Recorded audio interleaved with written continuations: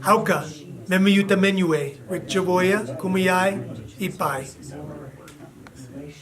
I know you all know that within a city is still our land. So in New York City, it's Lenape land, right? So the original name of the island that I live on, I'm in Greenwich Village, was Manhattan. Sounds very similar, right, to Manhattan.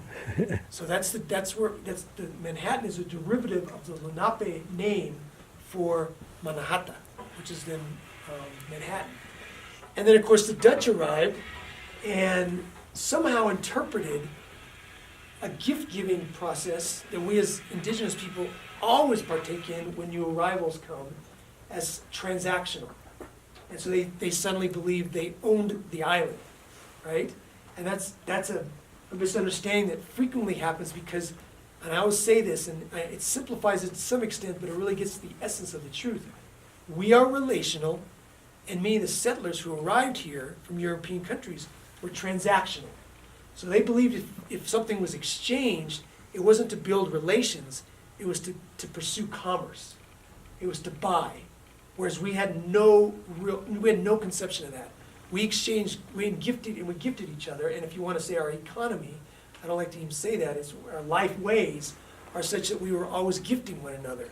And I'm not trying to say it was ideal, there were certainly all kinds of, difficulties and challenges we had here before Europeans ever arrived, so I'm not going to try to romanticize the past. But that was a pretty essential way and understanding of how we met one another, was through the practice of gifting, not through transactional sorts of agreements. But that was probably the first major misunderstanding between us, and it resulted in us, in Lenape in this case, losing an island. So at Standing Rock, we sent a large, I don't know who that is, but somebody, anyway. So when we were we took a large contingent of native indigenous folks from New York City out to Standing Rock during the time of the water protection in solidarity. And we also worked with large companies in New York City to provide supplies. So one of our biggest donations came from Patagonia. And we worked with the Patagonia stores. They have several stores in Manhattan.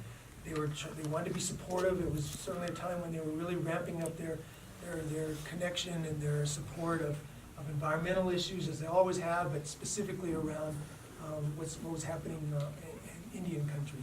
So they gave us literally a van full of top-of-the-line winter gear that we were able to take out to Standing Rock.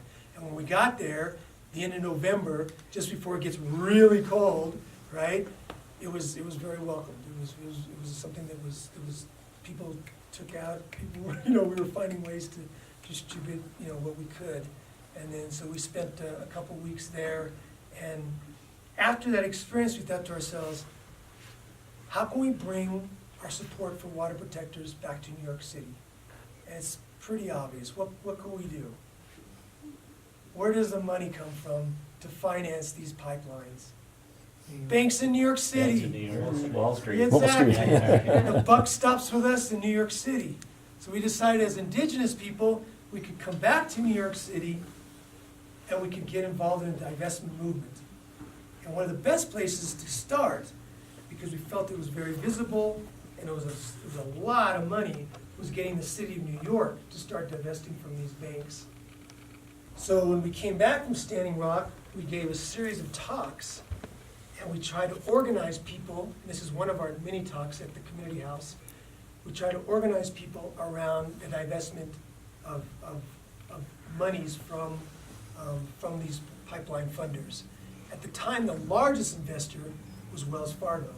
And there were actually a lot of reasons to not be crazy about Wells Fargo, right? But that was certainly one of them. And so we organized a huge number of people to do two things: to help us put pressure on the city, because as you know, I'm sure a lot of you have done organizing, right, and maybe doing organizing right now. One of the crucial things about organizing is you have to target certain things that you find could be winnable.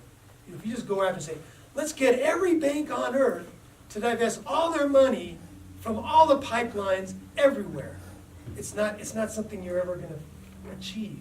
But if you can focus in, like what we decided to do is let's focus in on the city and get them to take their hundreds of millions of dollars out of one big, the greatest funder of the pipeline in Standing Rock, which was Wells Fargo. So that's where we started focusing our efforts. And we had, haul after haul after haul of this, and we asked people to do two things.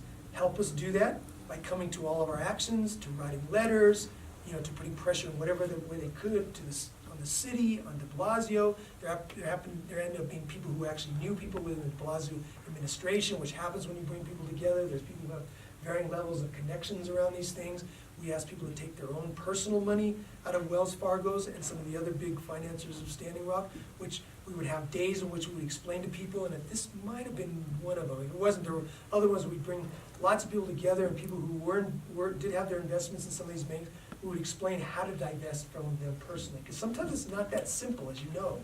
Like if you have varying types of monies or commitments financially into some of these institutions, it's not as easy as sometimes we think it's going to be. Just say to walk up to the teller, take all my money out of here. You've got to go through some, as well as trying to figure out, well, if I take it out of here, where can I put it in? So one of the things we did is we had marches throughout the city. These are a bunch of the folks, just one of the many ones we had. So this is one of the many marches and one of the many actions we had around the city of New York. All of our actions, whenever we went out and did these kind of things, so you're raising awareness. Of course, we got press. There was articles in the Daily News and the New York Times and so forth. And so we like to believe, you never can absolutely quantify this, but we like to believe that we were part of the pressure that Mayor de Blasio then decided to divest city money from Wells Fargo. So we were able to look at that and say, hey, that's a little bit of a victory, right? So this is literally on the steps of City Hall. And we knew when Mayor de Blasio was coming back from a meeting, because we have inside sources, and he had to come by this, and he spent time with us, and he actually spoke with us for a while, and a few of his commissioners also did. And we rely on that as well, because when you're in the city and you start getting out in the public and you start asking people for support, you never know in what way they're going to offer their support. And so we had some people, wherever we are, we also have some people on the inside who say, actually, you know what, I have some inside information that might be helpful. Some things that could help you in terms of your impact. This is at the United Nations, and the other way that we realize that in New York City we can really be a support to Indigenous people throughout Indian country is by working on the international side. So we do a lot of work at the United Nations. We do a lot of talks. We organize a lot of things in the nation at the United Nations to bring our issues to the forefront. And one of the times that we can really do it is during the UN Permanent Forum, which happens annually, and it's always in late spring, either late April or early May. And Indigenous people come from all over the world, and we discuss the issues that are most important to us. And so when that happens, we make sure we take care of as many Indigenous people who come out to New York as possible. So we find housing for them, we find support in all sorts of ways, we have dinners and luncheons over at the community house, we help them move around the city, we give them subway tickets, we, just in whatever way we can, we make sure that they get the clearance if they want to come to the United Nations, because some don't have sponsorship all the time, and we do as a registered group of the United Nations, the Community House, and other groups that I work with, including the NGO on Indigenous rights. We also have status with the UN, and so through one of those groups or others, we make sure that everybody who's had difficulty registering to come into the UN and voice their concerns from their Indigenous nations don't have those problems. So now one of our big solidarity movements is with Bears Ears, and that's close to you, so that kind of brings it back to you all and to your home. And who's had a chance to go out to Bears Ears and spend some time? Yeah. If you haven't, you'll realize, even if you don't know exactly where the medicine is, if you have a chance to spend time there, you're going to know that it's a place of very, very important medicine. You can just feel it. It's a very powerful place.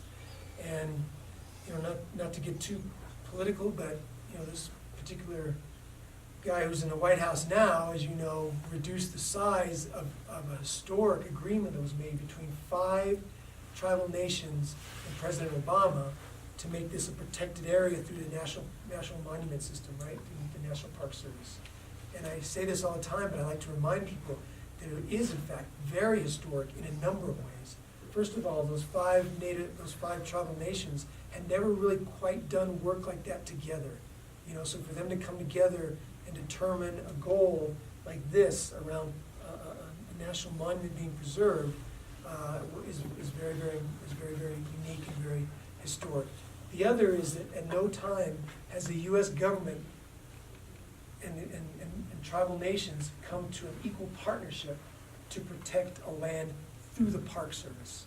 It's always in the end, even if we've had consultation in the process and continue once it's a park or monument or recreation site or whatever, this is the first time where the agreement was that there would be an equal partnership between the 5 tribal nations and the U.S. government to protect this particular monument.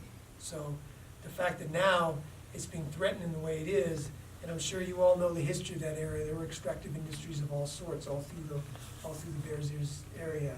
And we know, because we always have people out in the field in these areas, we know there's people who are already eyeballing it. There's engineers from companies, uranium companies and so forth, who've already been spotting out, you know, where they would go first if it was ever opened up to them. So it's a time where we need to have, you know, sort of a real coalition, a real unified effort between indigenous people and all people to protect this sacred area. I don't know if anybody knows Ruben Gallego. He's in the House of Representatives out of Arizona. Mm-hmm. Those of you who are Arizonans probably know him. And he's been a pretty good ally to us, and he even introduced, as many of you know, a bill to protect Bears Ears to combat, you know, the presidential move to reduce it, right? But here's the interesting thing. He had not been to Bears Ears. He introduced that bill before he'd been to Bears Ears. So we knew he was an ally, so he's not the person you're talking about. He's not someone who has to move from square one all the way over. But at the same time, we still believe that for him to really be committed, he needed to come out. So we did bring him out, and that was part of the trip. There's some photos I don't want to show more, sort of like, you know, here we are, you know. But just take my word, where we were able to host him and spend a day taking him around the Bears Ears area, a whole group of us, along with some other officials that you speak of. Many of them more sympathetic to the cause, but a couple of them not so much. Some of them didn't, because there's different ways of being committed. You can say, yeah, I kind of believe in that, but you're not necessarily going to take action on it. You know, but we want to move people who don't care at all to care, people who care but haven't taken action to take action, and those who are starting to take action to be even more committed and to be the person who's going to go to the very end with it. And I think Ruben's one of those people who we moved further in terms of his commitment, because when he spent time out there, he was just like, wow, when he heard the stories, when we were able to really spend time and talk to him, you could tell it moved him. And people who've been in Washington for a while, even if they're sort of with you, to see them moved is sort of different. You can, and it's understandable. We spend a lot of time in DC ourselves, and I can see how people can get very, very cynical. Do your homework, you know, find out who you're talking to, know where they're coming from, think about what might be compelling to them, find out about what they care about, try to intersect what is important for us to be telling them as a message, try to find ways that it intersects with what they care about, you know. And so the more you think about that, you can usually find ways in which that person is going to sort of listen in a way that they may not have before. Something you're saying is going to resonate with them because you're connecting it to something they already care about. So, but it's a good question, because that's what I hope we all do, right? We're all out there as advocates, because I know you all care as much as we do about protecting this incredible land wherever it may be.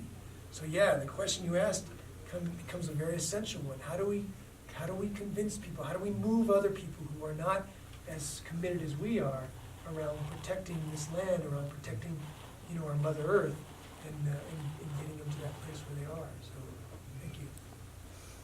Any other? Yeah.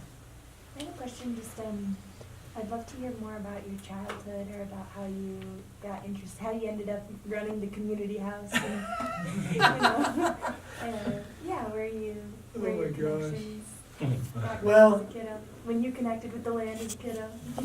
I turned 60 in 3 weeks, so it's a long story.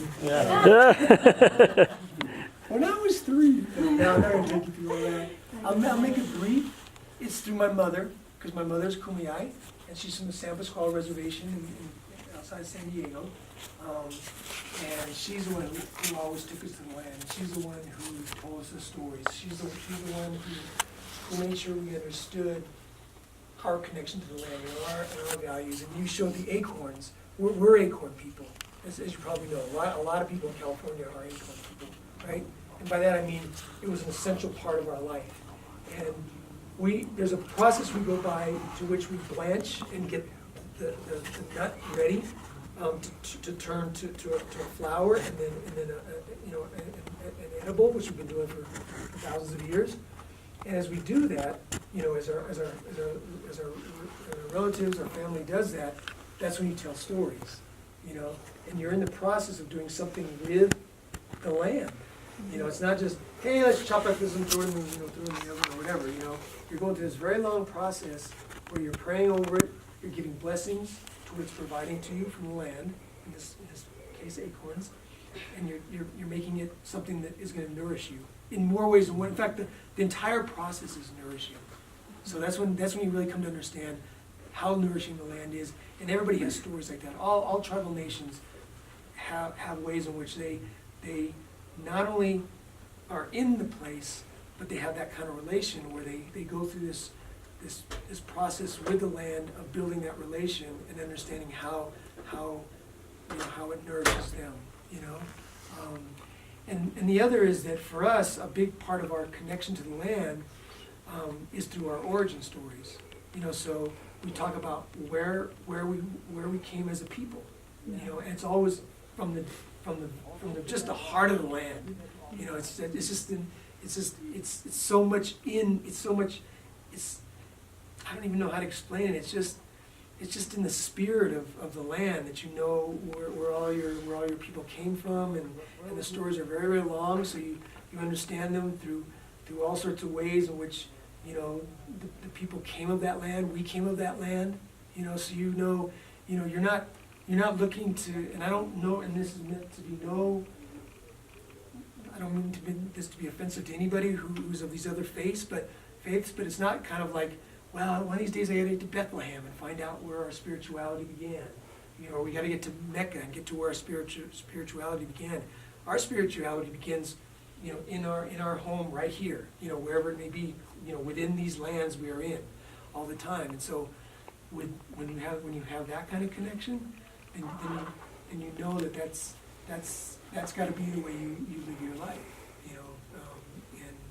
and as I said before, when you're taught day in and day out about who your relatives are, as my mother did with me, and literally, not figuratively, not metaphorically, no, these are your relatives, these are your relations, the same way your sister, your brother, your mother, your aunties, the same way they are your relations, these are your relations, and you care for them in the same way, you speak to them in the same way, you listen to them in the same way, you learn from them in the same way, and if you grow up with that, then it's not an abstract concept to say, oh, I've got to protect the land, I've got to be connected to the land, I've got to, it's just how you live your life every day to be in some way in honor and in communication and in relation with the land. I hope that helps, but that's how I grew up. I grew up, and even when I left the land, and I became, as they say, an herb. One of my native friends does research, and that's what he says. Yeah, that's what you all are, is herbs. URB. And so even when you get off your land and you're in an urban area, you still maintain that connection. And we're taught by our elders all the time about, even in urban areas, it's still the land. There's still land there. And the buildings are of cement, which is from the land, and of steel, which is from the land.